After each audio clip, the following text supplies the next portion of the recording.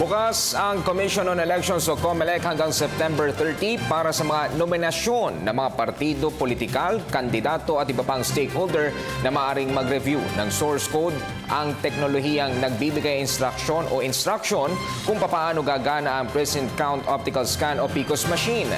Dalawang aspekto ng source code ang pinatitignan ng COMELEC, ang base at ang customized code.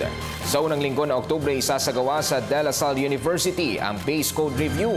Habang sa Pebrero sa susunod na taon naman susuriin ang code. Sa parehong okasyon, kinakailangan maalam ang mga nominado sa C, C++ at Java languages.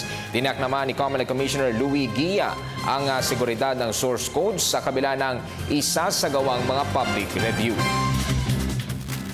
So matagal itong reviewhan ng code. So we want to show everyone the program, the opportunity to look at the code, to see what may be problematic in the code, so that we will also be given the opportunity to, fix it if it can still be fixed.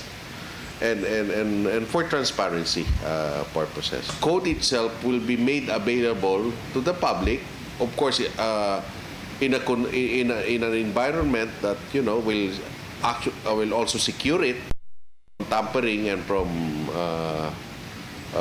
should we say from theft, no?